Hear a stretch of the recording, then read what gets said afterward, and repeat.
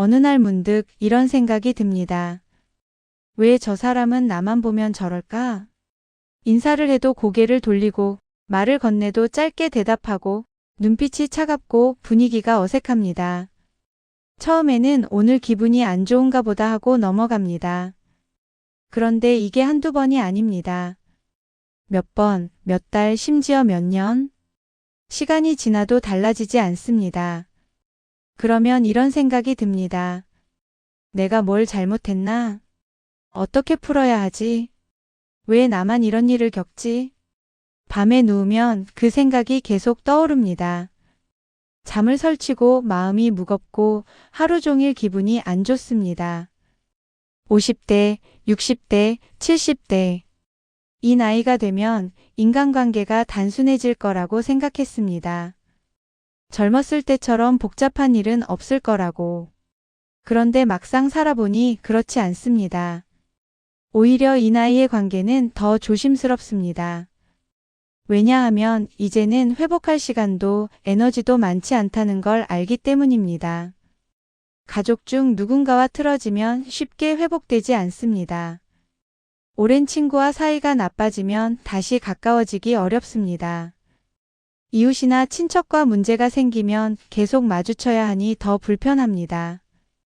그래서 더 마음이 무겁습니다. 더 신경 쓰이고 더 힘듭니다. 오늘은 그 이야기를 하려고 합니다. 관계에서 상처받았을 때 어떻게 마음의 평화를 찾을 것인가? 특히 어떤 사람이 나를 불편하게 대할 때 나를 어떻게 지킬 것인가? 이건 단순히 참거나 회피하는 이야기가 아닙니다. 품격을 유지하면서 평화를 찾는 이야기입니다. 30분 정도 되는 긴 이야기지만 천천히 함께 가보겠습니다. 첫 번째 방법입니다. 통제할 수 있는 것과 없는 것을 구분하세요. 세상에는 두 가지가 있습니다. 내가 통제할 수 있는 것과 통제할 수 없는 것. 평판, 타인의 감정, 남의 생각. 이런 것들은 내가 통제할 수 없습니다. 반면에 내 행동, 내 기준, 내 선택. 이런 것들은 내가 통제할 수 있습니다. 마음의 평화는 통제 불가능한 것을 놓아주고 통제 가능한 것에 집중할 때 옵니다. 많은 사람들이 통제 불가능한 것에 에너지를 씁니다. 저 사람이 나를 왜 저렇게 대하지? 어떻게 하면 저 사람 마음을 바꿀 수 있지?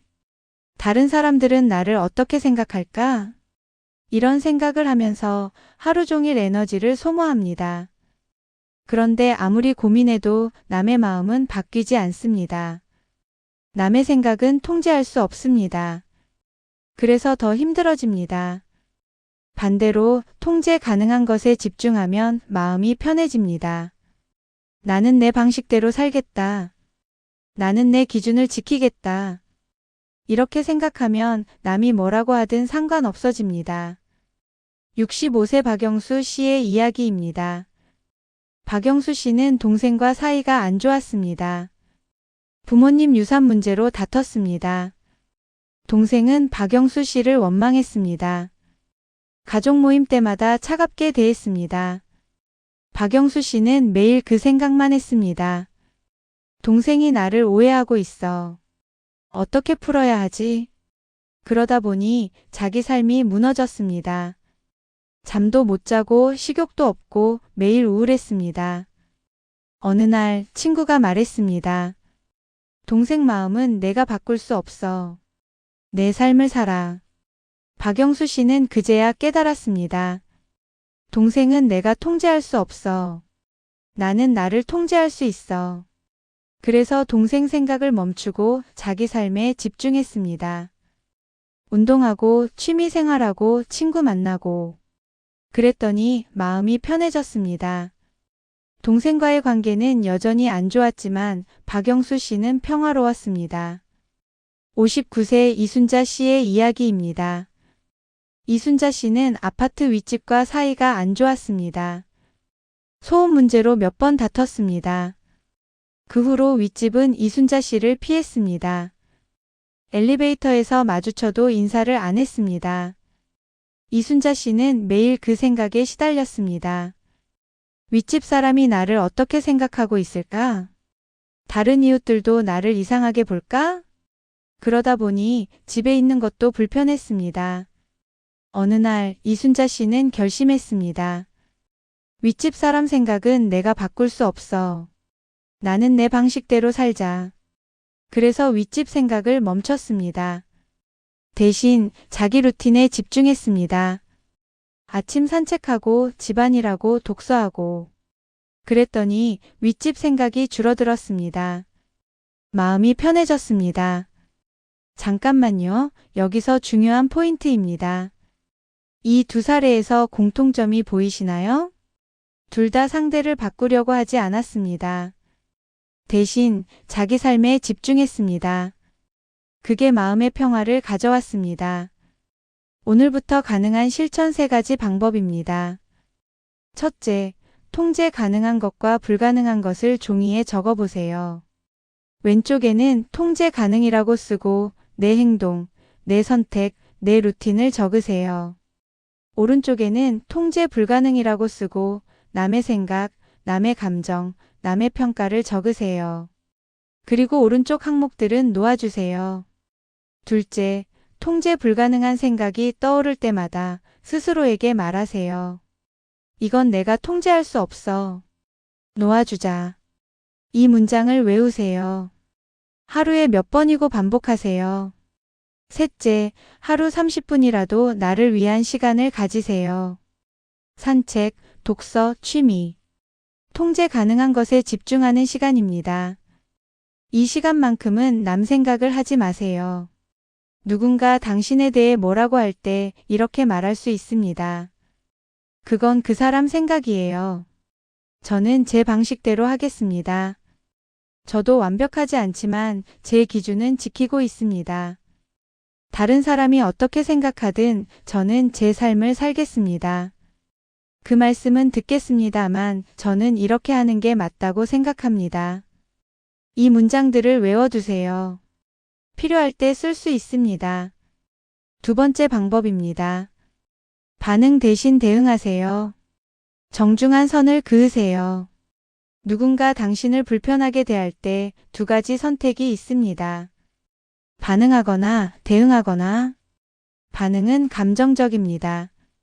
즉각적이고 충동적이고 후회하게 됩니다. 대응은 이성적입니다. 계획적이고 침착하고 품격을 유지합니다.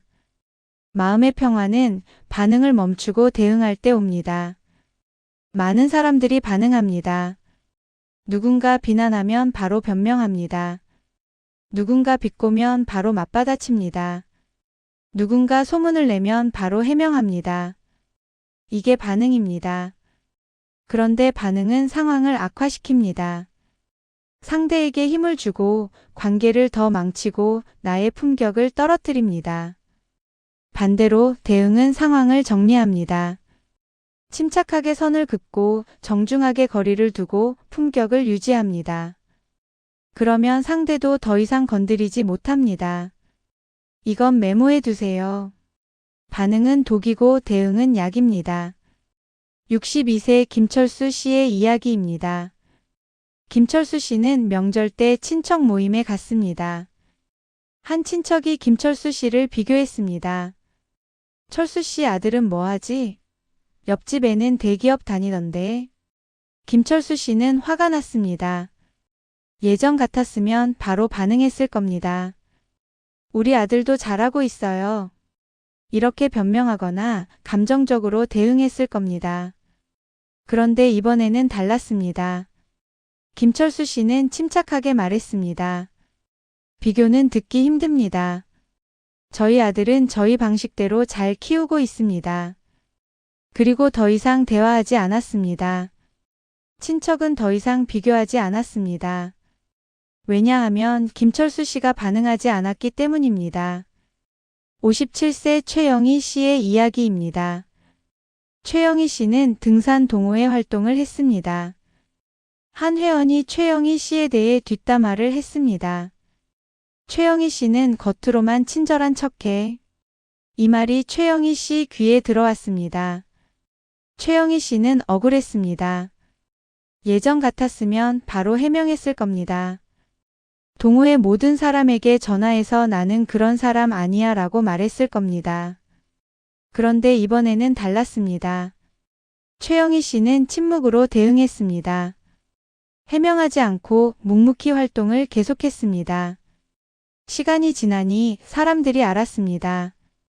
최영희 씨의 진심을, 뒷담화한 사람의 거짓을 해명하지 않아도 시간이 증명했습니다.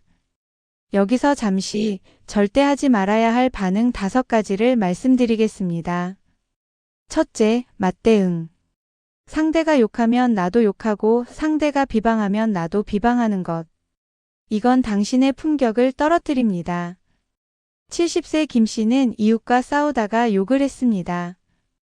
그 후로 동네 사람들이 김 씨를 보는 시선이 달라졌습니다. 저 사람도 별로네라는 평가를 받았습니다. 둘째, 해명 과다. 억울해서 모든 사람에게 해명하는 것. 오히려 더 이상하게 보입니다.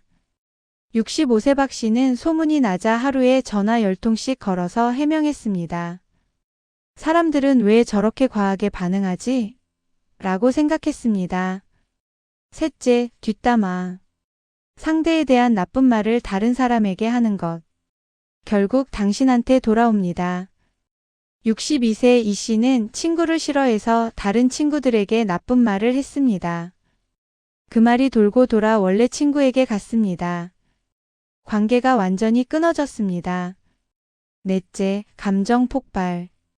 참다가 한꺼번에 폭발하는 것. 관계를 완전히 망칩니다.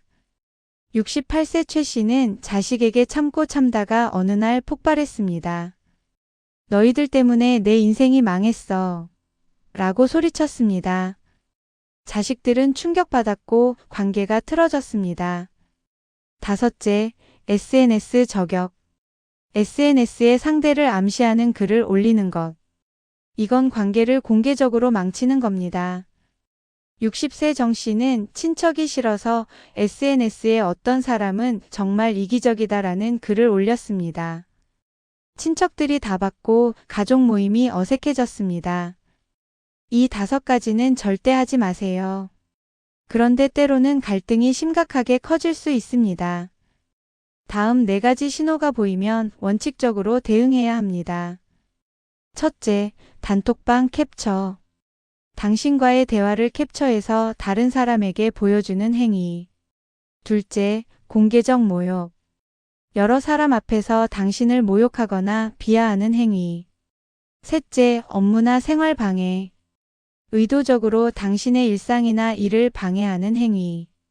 넷째, 금전, 상속, 계약 관련.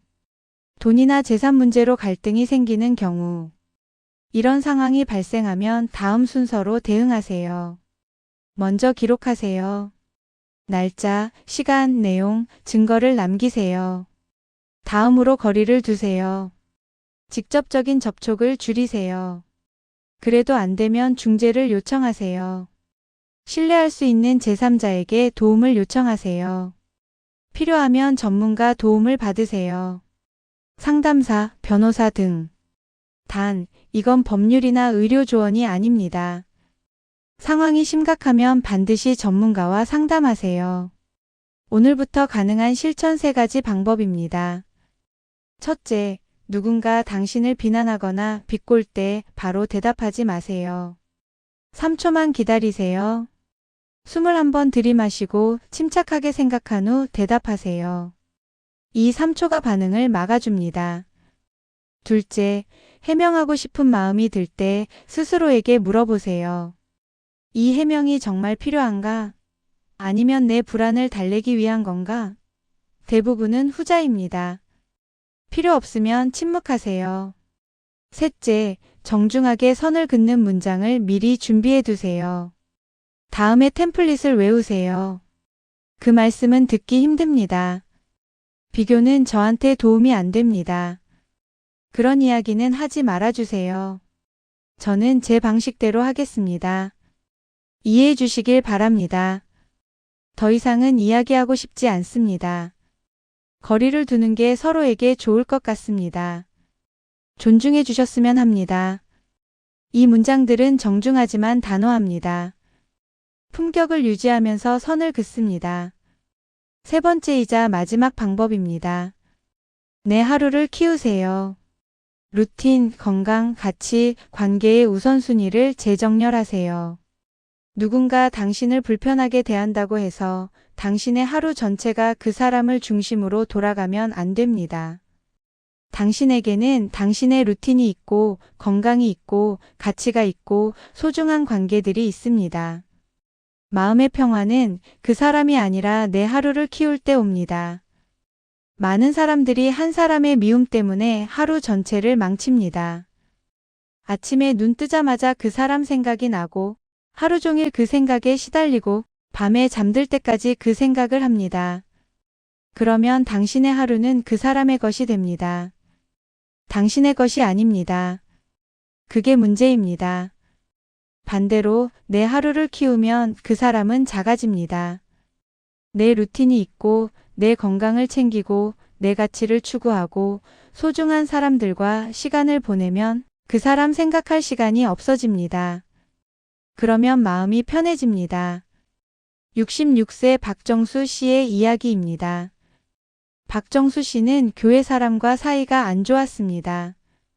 몇 년 전 작은 오해로 관계가 틀어졌습니다. 그 후로 교회 갈 때마다 불편했습니다. 그 사람 얼굴만 봐도 마음이 무거웠습니다. 박정수 씨는 매일 그 생각에 시달렸습니다. 그러다 보니 교회 가기도 싫고 기도도 안 되고 삶 전체가 무너지는 것 같았습니다. 어느 날 박정수 씨는 결심했습니다. 그 사람한테 내 인생을 빼앗기지 말자. 그래서 루틴을 만들었습니다. 아침 6시에 일어나서 성경 읽고 7시에 산책하고 8시에 아침 먹고 오전에는 봉사활동하고 오후에는 친구 만나거나 취미 생활하고 이렇게 루틴을 지키니 그 사람 생각이 줄어들었습니다. 하루가 채워지니 그 사람이 들어올 틈이 없었습니다. 6개월 후 박정수 씨는 교회에서 그 사람을 마주쳤습니다. 예전 같았으면 마음이 무거웠을 텐데 이번에는 괜찮았습니다. 왜냐하면 박정수 씨의 하루는 이미 다른 것들로 채워져 있었기 때문입니다. 61세 이순자 씨의 이야기입니다. 이순자 씨는 시누이와 사이가 안 좋았습니다. 명절 때마다 시누이가 이순자 씨를 차갑게 대했습니다. 이순자 씨는 매일 그 생각을 했습니다. 시누이는 왜 나를 싫어할까? 그러다 보니 시댁 식구 전체가 싫어졌습니다. 심지어 남편에게도 짜증이 났습니다. 어느 날 이순자 씨는 깨달았습니다. 시누이 한 명 때문에 다른 소중한 관계들을 망치고 있구나. 그래서 우선순위를 재정렬했습니다. 시누이는 1년에 몇 번 보는 사람입니다. 그런데 남편은 매일 함께 사는 사람입니다. 자식들, 친구들, 이웃들도 훨씬 중요합니다. 이순자 씨는 시누이 생각을 멈추고 소중한 사람들에게 집중했습니다. 남편과 대화하고 자식들에게 연락하고 친구들과 시간을 보냈습니다. 그랬더니 마음이 편해졌습니다. 시누이는 이순자 씨 인생의 아주 작은 부분일 뿐이었습니다. 여기서 중요한 포인트, 이 두 사례를 보면 알 수 있습니다. 평화는 상대가 바뀔 때 오는 게 아니라 내 하루가 채워질 때 옵니다. 오늘부터 가능한 실천 3가지 방법입니다. 첫째, 내일 아침 루틴을 하나 만드세요. 간단한 것부터 시작하세요. 일어나자마자 물 한 잔 마시기, 5분 스트레칭하기, 창문 열고 심호흡하기. 아주 작은 것이라도 좋습니다. 이 루틴이 당신의 하루를 당신 것으로 만들어줍니다. 둘째, 일주일에 한 번 소중한 사람과 시간을 보내세요. 배우자, 자식, 친구, 누구든 좋습니다. 그 시간만큼은 미워하는 사람 생각을 하지 마세요. 소중한 사람에게만 집중하세요. 셋째, 하루를 돌아보는 시간을 가지세요. 잠들기 전 5분이라도 좋습니다. 오늘 나는 무엇을 했나, 누구와 시간을 보냈나, 어떤 가치를 실천했나.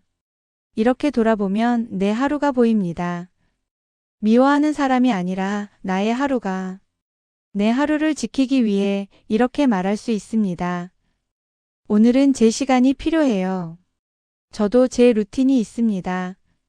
제 건강을 먼저 챙겨야 해요. 소중한 사람들과 시간을 보내고 싶습니다. 제 가치를 지키며 살고 싶습니다.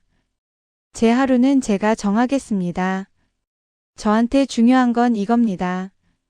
제 우선순위는 이거예요. 이 문장들은 당신의 하루를 지켜줍니다. 오늘 우리는 나를 싫어하는 사람 때문에 힘들 때 마음의 평화를 얻는 방법 3가지를 이야기했습니다. 첫째, 통제할 수 있는 것과 없는 것을 구분하라. 평판, 타인의 감정, 남의 생각은 통제할 수 없습니다. 내 행동, 내 기준, 내 선택에 집중하세요. 둘째, 반응 대신 대응하라. 감정적으로 맞받아치지 마세요. 정중하게 선을 긋고 품격을 유지하세요. 맞대응, 해명 과다, 뒷담화, 감정 폭발, SNS 저격은 절대 하지 마세요. 셋째, 내 하루를 키워라. 루틴을 만들고 건강을 챙기고 가치를 추구하고 소중한 관계에 집중하세요. 한 사람의 미움 때문에 당신의 하루 전체를 빼앗기지 마세요. 이 3가지만 기억하셔도 당신의 마음은 훨씬 편해질 것입니다. 나를 싫어하는 사람이 있다는 건 당신이 잘못해서가 아닙니다. 모든 사람이 당신을 좋아할 수는 없습니다. 그건 자연스러운 일입니다. 중요한 건 그 사람 때문에 당신의 평화를 잃지 않는 것입니다. 품격을 유지하면서 당신의 삶을 사는 것입니다. 통제 가능한 것에 집중하고 정중하게 대응하고 내 하루를 키우는 것. 그게 노후를 아름답게 사는 방법입니다. 비슷한 경험 있으신가요? 나를 싫어하는 사람 때문에 힘드셨던 적이 있나요? 어떻게 극복하셨나요? 댓글로 당신의 이야기를 나눠주세요. 여러분의 경험이 누군가에게 큰 도움이 됩니다.